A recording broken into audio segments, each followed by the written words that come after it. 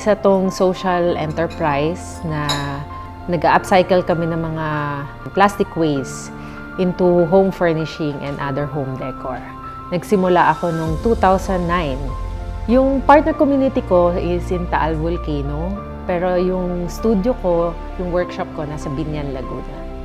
So, tinuruan muna namin sila paano kolektahin itong mga basura sa kanilang mga bahay. Kasi yung kaugalian nilang pagtatapon sa lake, gusto nating baguhin yon. Sinusunog nila, tinatapon doon sa lake, nilalagyan ng bato para hindi lumutang. So yun yung mga common na storya nila sa Taal Volcano. Tapos yun naman yung nabago natin. Kasi yung mga nakolekta nila sa bahay, tinuruan natin sila mag-segregate. Tapos yung mga residuals, ito yung mga plastic waste. Ito yung binigyan ko ng another purpose. Binibili ko sa kanila yon, tinuruan ko how to twine it manually. Tapos yung finished product sa Laguna naman, sa Binyan, Laguna. So may team naman ako doon na ibang mga kababaihan din na nag-weaving naman sa mga chairs. Tapos may shop na rin ako doon, furniture shop. Doon namin binubuo lahat ng product namin. Bago kasi yung pandemic, sumabog yung bulkan. So, problema na naman yun. So, hindi ko alam kung paano ako babangon. Nagkasakit din ako kakaisip kung paano ko siya sisimulan ulit.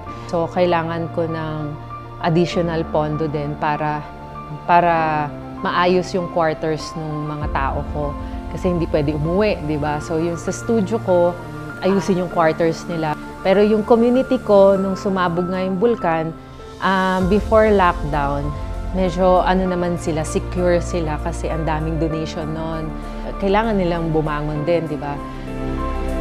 During the evacuation days nila, ito yung naging therapy nila. So ito lang yung livelihood na dala nila, na nagawa din nila kahit saan sila mapunta. Kumbaga yung values na naturo namin sa kanila, dala-dala nila kahit maiba pa sila ng lokasyon.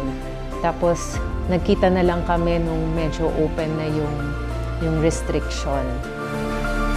Yun, dumating nga yung opportunity sa SB Corp na nakatulong na yung expansion ng shop ko para may maayos kaming quarters and operation. Kaya nakaabot ako doon sa first batch na beneficiary ng SB Corp.